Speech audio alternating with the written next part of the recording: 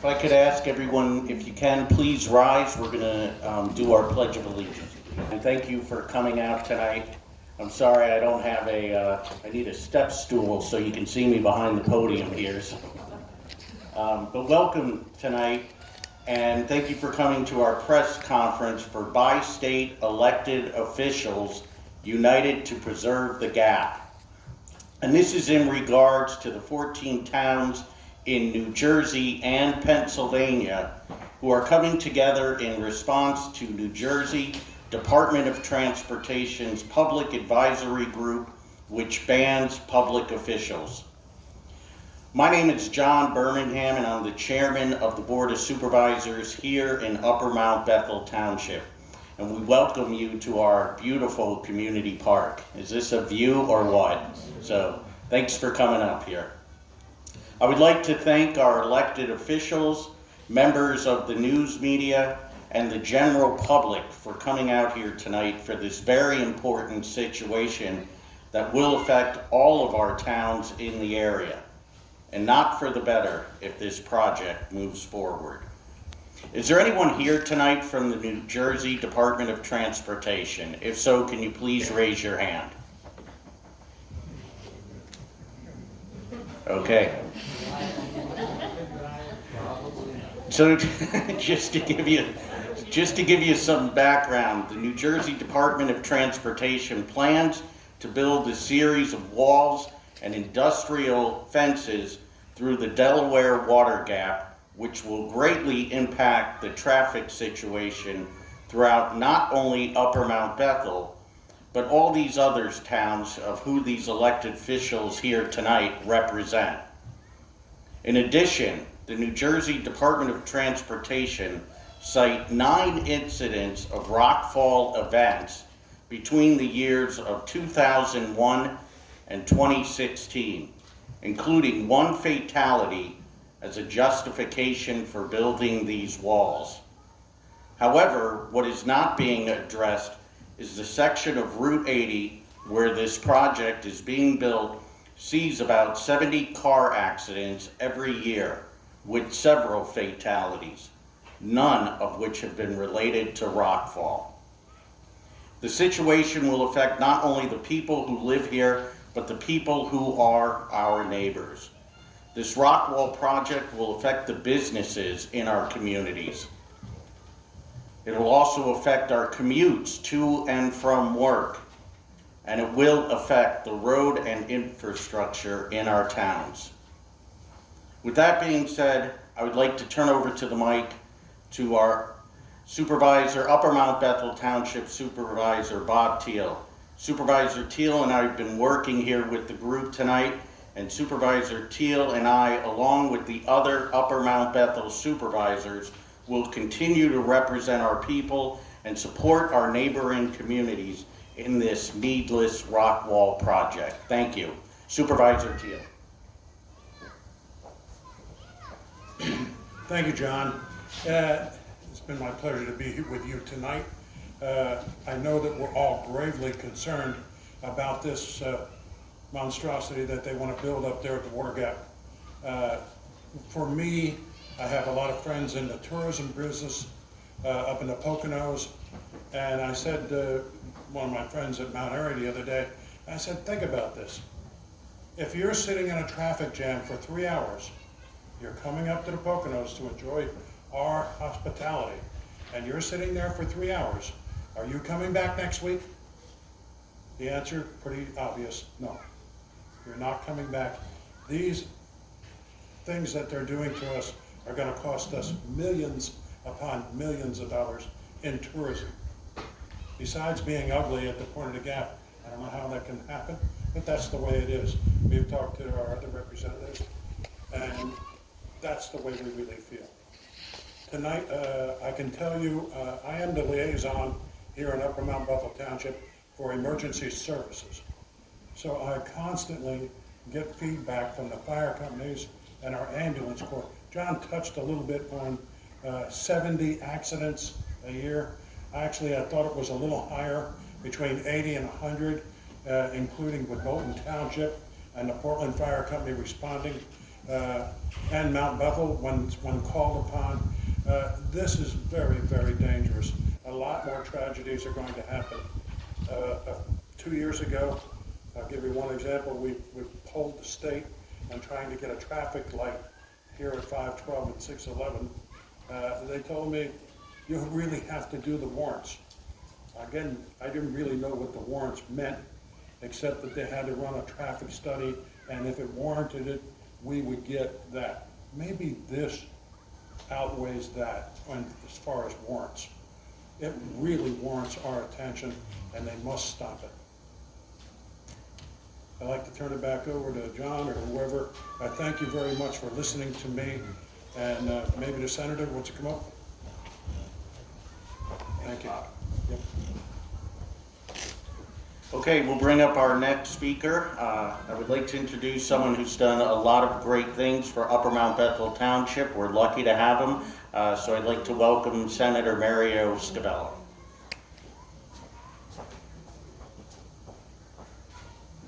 Thank you, John, and good evening, everyone. I think the first bit of information, and I'm going to, Bobby, can you hand them out?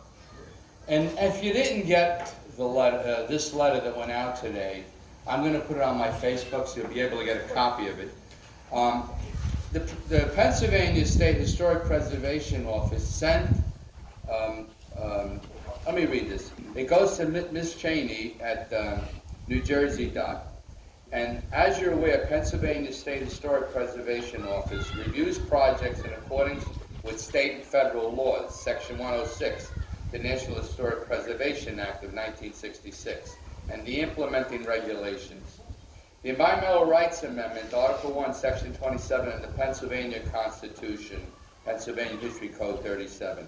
I'm going to skip down. In December 2018, the Pennsylvania State Historic Preservation Office received a visual assessment analysis entitled Visual Impact Assessment from New Jersey Department of Transportation on Route 80 in regard to the rockfall mitigation project. Based solely on the information that they received at the time, they provided an overall opinion of no adverse effect. So they didn't get all the information. We are subsequently contacted by various concerned individuals, municipalities, and agencies with concerns about the conclusion contained in the 2018 assessment, including potential effects of the National Register Eligible Appalachian Trail, key number 144291, the Delaware Gap Historic, key 04473. Consequently, on August 5th, 2019, our office provided via an email a formal request to be a consulting party for the I-80 Rockville Mitigation Project. A virtual meeting was held between our offices in December 17, 2019, during which we were presented with the project location map, refined project description, photographs, and preliminary visual treatment options. As noted by New Jersey Dot, during this meeting, we understand that consultation is still ongoing for this project, that we, along with the other consulting parties, will have the opportunity to review and respond to additional documentation, including a revised visual effect analysis in accordance with Section 106 of the National Historic Act implementing regulations. Based on the results of the 2019 presentation and continued public interest in the potential for the project to affect historic properties, we'd like to acknowledge that our opinion of no adverse effect made in January of 2018 was based on incomplete information, and we will revisit our opinion regarding the potential for that project to affect historic properties upon receipt of the revised analysis and effects. They've used their opinion, and they've handed it out. I believe the mayor from one of the New Jersey towns sent it to my office, and they've got a different feeling now, which is great. We have them on our side. You know, you heard mention of tourism in Monroe, but I want to explain something to all of you. it affects everyone because just the 3 water parks pay about $40 million a year. They collect $40 million a year in sales tax. That sales tax goes to Pennsylvania, the state, and it's used throughout, throughout the area. So it's not just Monroe. $40 million is a tremendous amount of money, and it's used in different factors. So. And it creates a lot of jobs. There's a lot of people from New Jersey, actually. There's people from New Jersey that commute up there to those 3 water parks. There's about 3,000 jobs, and it's the Slate Belt up here, New Jersey. There's a lot of people that work there that commute. So it does affect everyone. I've talked about the S-curve quite a bit, and it's personal with me. I've lost my brother on that S-curve in an accident. To tell me that they're going to do this rock wall and not touch that S-curve with all these accidents is absolutely, you're supposed to protect the residents that travel on that road. One rock that fell and affected someone, I feel for them, But let me tell you, if you're going to do it, pull away from the rock wall and cantilever the lanes so that you have the space to do it and get rid of the S-curve. That's what they have to do. And you want to spend money, good money, spend it there. Now, I talked a while back that I was going to set up a meeting. We had it ready to go, and then COVID-19, coronavirus showed up. That meeting's still going to happen. And right now, it's almost like the state. You go to our state, all our offices are closed. Even on the floor of the Senate and the floor of the House, we can't bring anybody in. So it's a problem right now, but we're going to have that meeting, even if I have to ask them to come out here to see it themselves. Federal Highway needs to put their foot into this and say, hey, you've got a problem with the S-curve, fix that. Pull away from the wall, and you've answered both problems. At the same time, you've made that road much safer. I thank you for giving me the opportunity, and I'm going to be on this full time. I just want you to know I had some issues that we had to take care of in the district, but now it's all this. Believe me, I have my chief of staff involved, and I have a gentleman in Northampton County, the legislative director also is going to be involved. So if you have anything that needs to get out, you can do it through my office. We have and I will be posting stuff on my Senate, Mario Scavello Facebook. This letter will be up there, and on a daily basis, if you need something to go up, it's one of the most popular Facebook posts in the state. So if you need something to go out about the project, I'll do a special page on it. Thank you very much.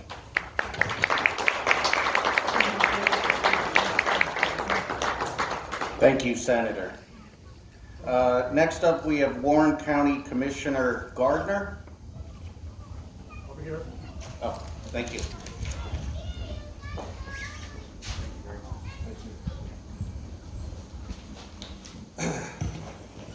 Good evening, everyone. What a fantastic view of the gap, huh? Awesome. Really, who wants to see Tammany Mountain blasted into? Honest to God. It's such a special icon in this region. 2 weeks ago, I got a phone call from a gentleman from the U.S. Department of Interior. And little did I know that the Delaware Water Gap National Recreation Area was among 5 national parks in the country to be selected for an award, a presidential award. And after he indicated that they were looking at it for that, I had to indicate to him, I said, well, there's something very interesting happening in the state of New Jersey. Our state DOT wishes to have a 5-year project to blast into Tammany Mountain, and we are all upset about it, those of us who want to see the park and the natural landscape preserved. And he said, well, that's probably going to change the complexion of this award. That's a no-brainer. I felt it was incumbent upon me to tell him, because what's more important whether it wins an award or not, is that we preserve this beautiful Water Gap National Recreation Area. I also indicated to him, I said, you know, it's the 5th most visited park in the country. He said, how's that so? I said, because there's at least 30 million people within a 2-hour driving range. So I said, you know, people love to come out from New York City, hike there. They do it frequently. They do it from Philadelphia. So it is a treasure of national recognition, like you indicated to me. And I said I had intended to draft a letter to the Secretary of Interior, David Barnhart. And he said, well, it just so happens I have breakfast with him on Monday mornings. So he was going to indicate our concerns. And just as the Senator alluded to, I've always felt that you could cantilever the highway. There are other parts, if you go out west, there are areas where they cantilever the road system. We're not smart enough to engineer that here in New Jersey. We started out, what, with a $5 million project. They've spent at least $7.8 million on studies. They don't even know what they're studying. So they're going to blast in the mountain, put up a Jurassic wall fence, and that's going to do what? To alleviate the S-curve and the probability of more deaths occurring. That's absolutely dumb. It's just incredibly dumb. We're smarter than that. We can't allow graft, greed, and corruption to take our tax money and piddle it away. Pardon the expression. But that's what they do in Trenton, New Jersey. And it's high time that the public gets the respect it deserves to see that their money goes in the right direction. And also to pay some respect and listen to the public. Not just take our tax money and say, shut up, we know better. Those days need to be over with. So it goes for what? $65 million for 5 years, and they squeeze down the lanes. If you don't think the probability that they by their own actions are going to cause more harm, you better believe it's going to happen. And that's a sad thing. They should be smarter than that. Develop good plans that will achieve goals, because in 20 years or more, the truck traffic will double on Route 80. And Route 80 is a main artery into New Jersey, to New York, and beyond. We're not going back to the rail system. The freight is carried by the 18-wheelers, and you have competition between the 18-wheelers and, unfortunately, the motoring public. So I just wanted to say my piece.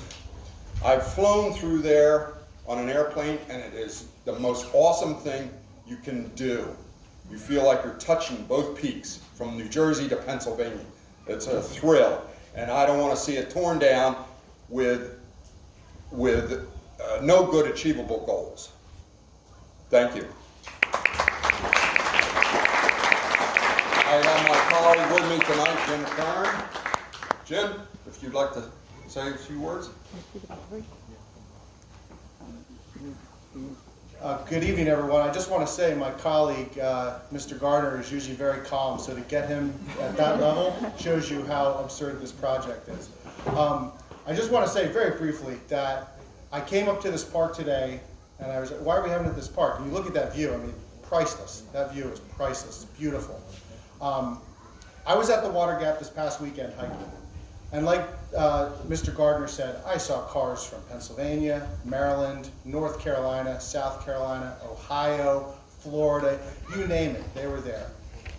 New Jersey uses that very iconic image there in their Explore New Jersey tourism ads. This is one of our most beautiful attractions in New Jersey, and yet they're going to desecrate it with this boondoggle of a project.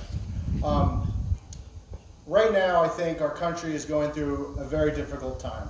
red, blue, locally here in New Jersey, Pennsylvania. But we're all coming together because we're against something that is just wrong. And I'm proud that in Warren County we have two mayors, Mayor Duffy and Mayor Stars, who have been fighting against this from day one, and they will not let up, and I'm proud to stand with them, I'm proud to support them, and I know that the pressure, that the foot is on the neck of the New Jersey DOT, and unfortunately New Jersey leads in a lot of things, and one thing we're great at is wasting money. So hopefully this will change, and I thank you all for being here so we can keep this fight going. Thank you all.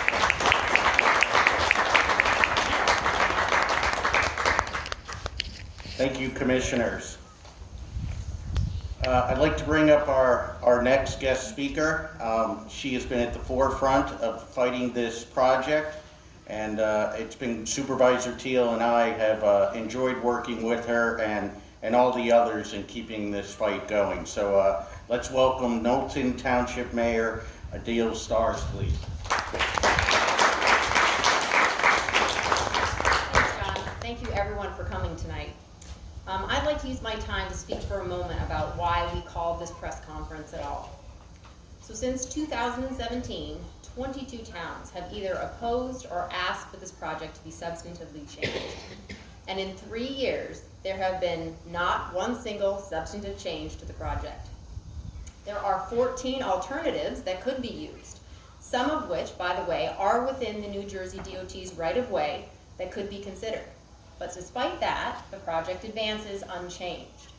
And as you heard, the current plan involves a 60-foot-high concrete pyramid and series of industrial fences being blasted and bolted into the slope of Mount Tammany. So we have asked repeatedly to sit down with the New Jersey DOT to work out a solution that is amenable to the parties involved. And I will note that we are not saying that we want to be briefed by the New Jersey DOT.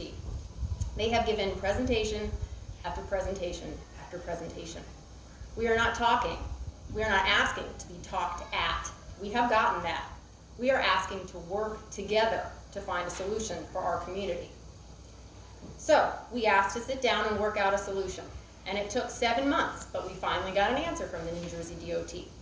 And their response was that they are forming a public advisory group, and that all of the officials you see here tonight are banned from it.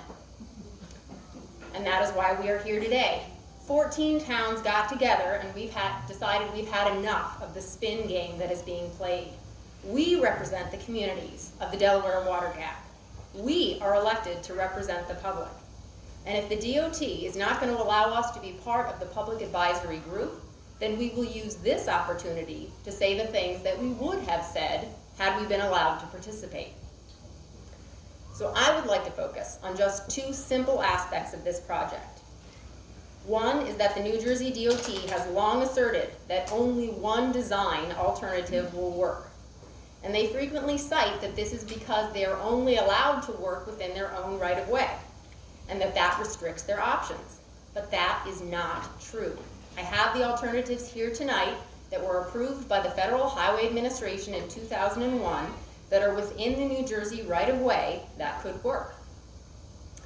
The second aspect I'd like to draw to your attention is that the New Jersey DOT provided incomplete and inaccurate information to state agencies. So I hold in my hand two letters, one of which the Senator Mario Scavello already showed you. Two letters from state agencies that were both provided misleading and incorrect information. And it wasn't a small error. As the senator mentioned, they left out that the Appalachian Trail was going to be affected. It's a national landmark. That was brought to their attention 2.5 years ago, and it's been 2.5 years, and the mistake has not been corrected. That report is still out there, continues to circulate uncorrected. So I am alarmed, because if state agencies can be given incomplete and misleading information about this project, then the public advisory group is probably also going to be given misleading and incorrect information about the project. And because the officials who have background information and could call them on the carpet and say, hey, that's not true, because we're banned from those events, they're going to be allowed to continue unchanged and uncorrected. And I know that maybe I sound angry. It's because I am. I'm extremely frustrated. We have been asking to work with the New Jersey DOT for 3 years, and we have gotten nothing except for being cut out of a critical group. So that's why we're here today. We are here because the DOT commissioner spoke at a hearing this week in Trenton. And she said at that hearing that this project is very frustrating to her and that she wishes that we would just, and this is a quote, let the process move forward. To that, I say no. No. We are not going to just let the process move forward. If we do that, we will wake up and this project will be 1 month from the start of construction, and then it will be too late to effect any change. So I would just like to end by thanking the residents, and especially the I-80 Coalition, who have worked beside us as partners and used the Freedom of Information Act to get hundreds of pages of information that show us really how misguided this project is. And I'd like to thank the representatives that you see here, because I can tell you, our only hope of affecting change in this project is by us banding together, and these representatives have been standing shoulder to shoulder with us since day one. They have been invaluable in bringing attention to this boondoggle, and on behalf of Knowlton's residents, we genuinely appreciate your fight for common sense to win the day. And now I would like to leave you with just one request, and that is that we are asking that all residents submit a request for an EIS, which is a really deeper level of study. One of the things that they have said is that this project will not affect our economies. It will not affect commerce. They say traffic will flow unimpeded. If we get an EIS, we will be able to prove that in fact that it will affect our income and our economies and our communities, and we will have something on paper that we can fight back with. Thank you.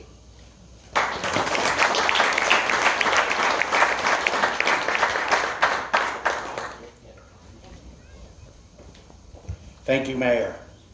We'd like to welcome to the podium next from Joe Emmerich's office, Bob Kilbanks. Come on up, Bob. Thanks.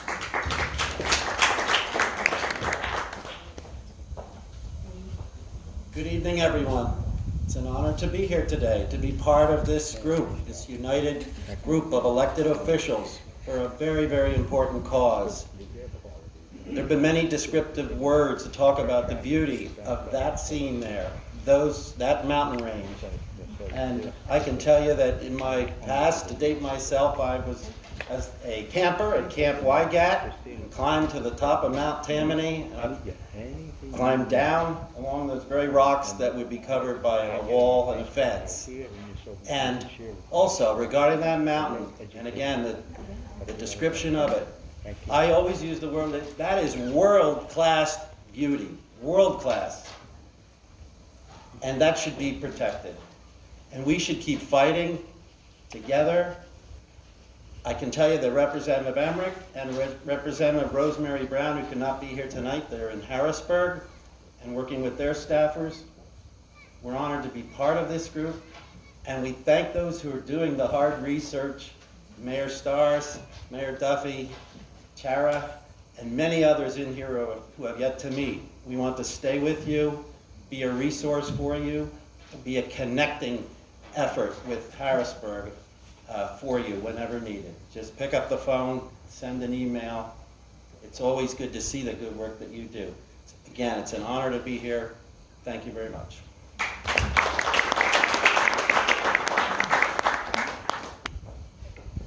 Thank you, Bob. Next up, coming to the podium, someone that I've enjoyed working many projects with and developing a good relationship between our township and the borough. Welcome to the podium, Mayor Lance Prater.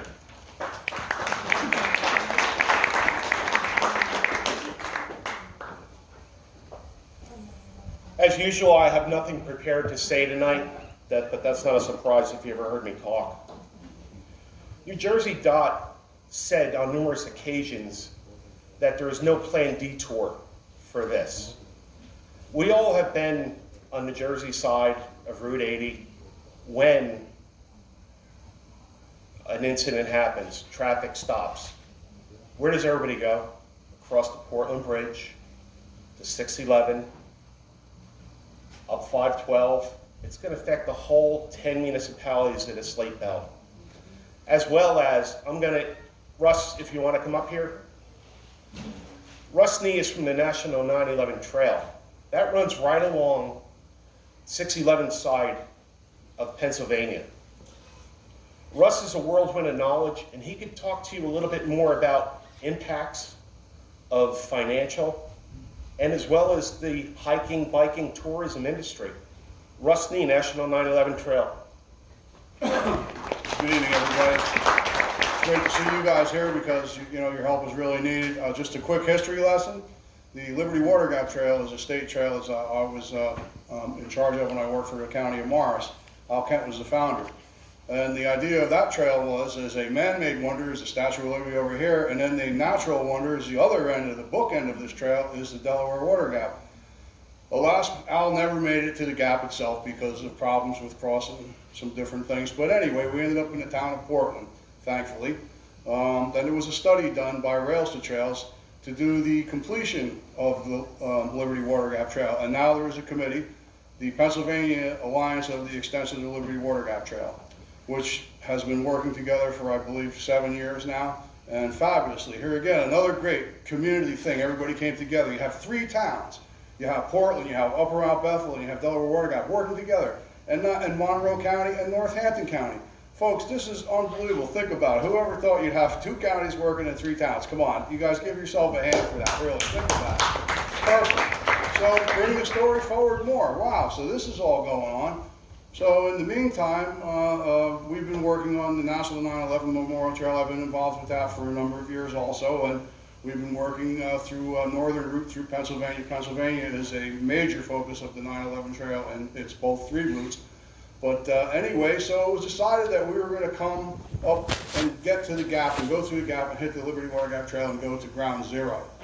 So our stake in this is really purely is the view shed for sure, but also the situation when the traffic goes down, and we all know what happens when accidents happen, and just like the mayor said, you guys get crushed.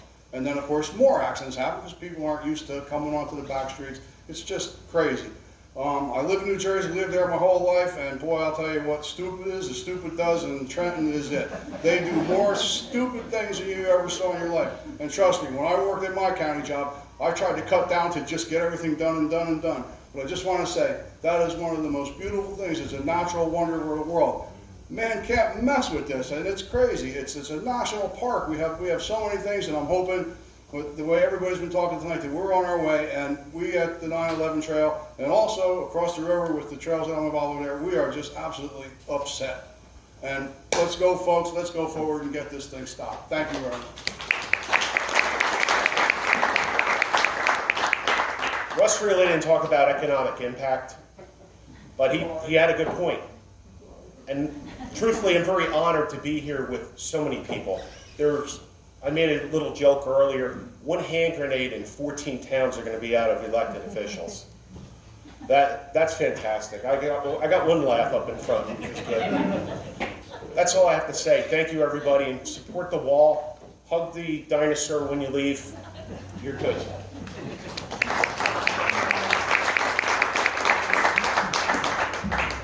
Thank you, Mayor. I'm sorry I have to keep pulling the mic down every time.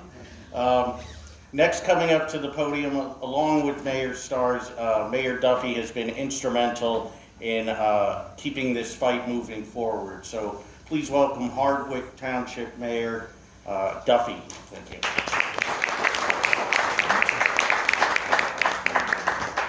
I'll kind of keep my remarks just to give some illustrations of why we're here is basically because NJDOT has not been willing to include us as a full partner or a seat at the table. The best example I can give you is in May of 2018, Mayor Stars and I had a meeting in Senator Orho's office with NJDOT, and NJDOT brought 14 people with them. It's a small conference room, and only 4 of them got to speak. Everybody else just came along for the ride, I would imagine. And at the end of the meeting, we asked them, have you spoken to Pennsylvania about this? PennDOT, or any of the municipalities on the other side of the river who are going to be severely impacted by this with all the traffic detouring. And quote unquote, it is not our responsibility to do that. We kind of look at each other, well, whose responsibility is it? Well, we decided it was our responsibility. So we started going to the other Pennsylvania municipalities. We did our own little dog and pony show just to tell people this is what's coming your way. At that point, people had no idea that this was happening. And again, it's that lack of transparency. They just haven't been just fair with us. Another example is the initial rationale for the project was 9 rock falls on the highway in 16 years. 9 rock falls in 16 years, and 1 unfortunate fatality. The next time we met with them with a slide deck, their slide deck, it was 14 rock falls. The next time we met, it was 25 rock falls. And I'm going, where are these numbers coming from? So we went and dug into the NJDOT database. Anybody can go in there. We went to the state police reports, and lo and behold, there were 25 what they're coded non-fixed objects in the road. Now, a non-fixed object in the road can be anything: a muffler, a toy thrown out of a window, something off a truck, and a rock. And when the probability that all 25 of those were rocks is beyond belief. So when we had a meeting, I think that was at the Sierra Club, we directly asked them. I said, "Are you telling us that all 25 of these were rocks?" And they said, "Yes, absolutely." We're going, "Well, your database doesn't say that, okay? It doesn't. It's not coded for that." And so they're just kind of making it up as it goes along, because 25 sounded better. All right, so we just have trouble believing them, which is very hard to stand up here and say. But one of the things we asked somebody to do, let's do some statistical analysis here. All right, so we use 25,000. This is just based on westbound, 25,000 vehicles a day. Okay, over 16 years. If you travel Route 80 westbound once a year through the gap, your chances of getting killed by a rock are 1 in 146 million. All right, if you do it weekly, 50 trips, your chances of getting hit by a rock are 1 in 2,900,000. And if you do it 5 times, a week, year round, it's 1 in 580,000. The odds of getting hit by lightning are 1 in 8,000. So the whole premise, the whole need for this, their premise just doesn't hold water. It just is, it's a completely unnecessary project. And there's alternatives, as Mayor Starr said, that they could consider, but they have absolutely refused to do that. So, and for that reason, and the public advisory group, I think, was the kind of the last straw. We said, okay, we need to form our own group in a very formal way, and tonight is the kickoff of that. So, we're going to keep our foot down, and there'll be another series of press conferences, to be TBD, I think, going forward. But I just want to thank everybody here for coming. Thank you all the elected officials who stood with us. Again, this is a bi-state, bipartisan issue. There's nothing red or blue about this. This is just trying to do what's right and keep that view over there, the way it is. Just one last thing too. We went, I think it was with Representative Gottheimer. NJDOT was saying, you won't be able to see the work that are being done on Route 8, even from the Pennsylvania side. So he said, wait a minute, and I think Lance or somebody took us over at there's an overlook on the river there, and you got a full view of the work. I mean, they're even telling us, you can't see it, and it's so simple. You just drive there, I can see it. So this is what we're dealing with here, and we don't expect that it's going to get any better. They've hired a lobbying public relations firm to work with them now. All right, now who needs a marketing public relations firm to do a road project? And spending more taxpayer money on that. So, having said that, again, thanks everybody for coming. This is just the beginning. Our group is kicking off tonight, and I guarantee you'll be hearing more from us. Thank you.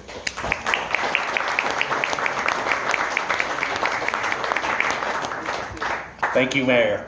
Our next speaker coming to the podium is also become a good friend, and we've developed a nice relationship working between Upper Mount Bethel and Lower Mount Bethel. So please welcome to the podium Supervisor Sandra Newman.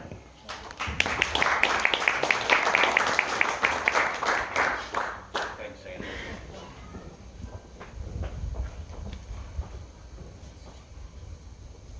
Hi, everybody. Lower Mount Bethel Township was happy to host, probably 2 years ago, one of the Mayor Stars and their Deathy Dog and Pony shows.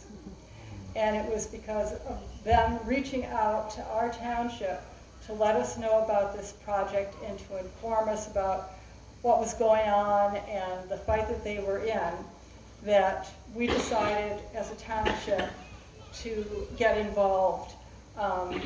The project, it doesn't exist in a vacuum, and it traverses many roadways, municipalities, counties, and crosses state lines. And the impacts will be very negative, not just to the vicinity of the gap, but also to all the neighboring townships. We're a community of people, and not people who live and work here. We're not just an industrial highway to be driven over by trucks. The truck traffic is first and foremost a safety issue, and despite what the New Jersey Department of Transportation indicates, that there won't be any detours, you know that in 4 or 5 years, every trucker that gets hung up by traffic delays has got a GPS, and they're going to find their way down through all of our communities.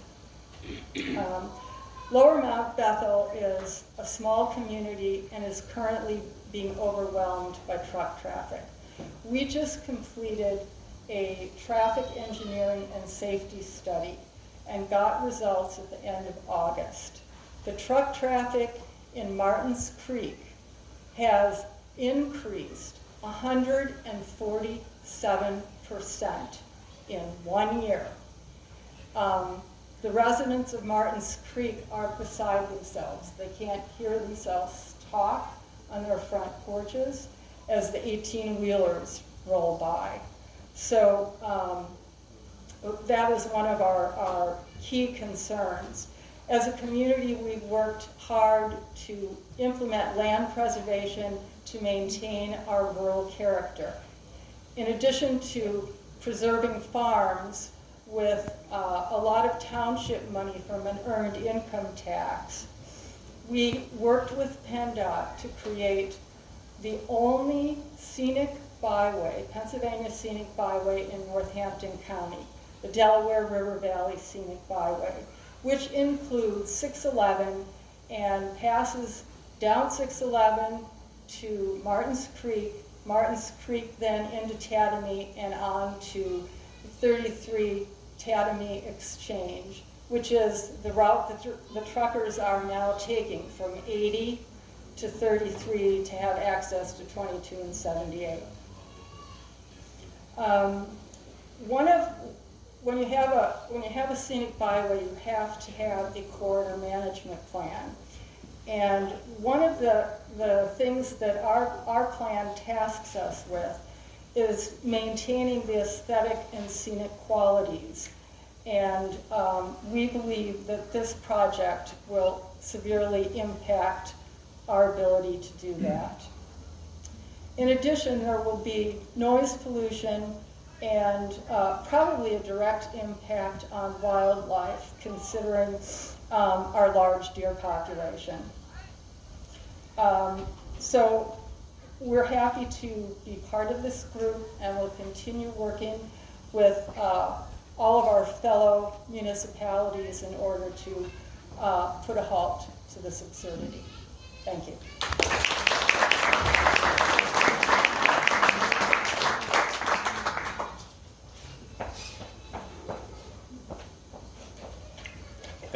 Thank you, Supervisor Newman.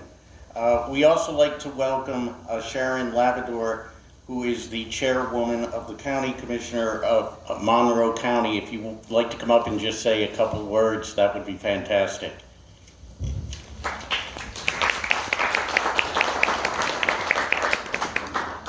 Thank you.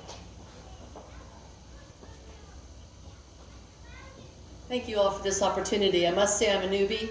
I was not newbie to Monroe County, but to the position just elected in last November. But I wanted to be here importantly to say that we are standing with you, and the most important aspect is all of us working together for the good of the communities, both Jersey side and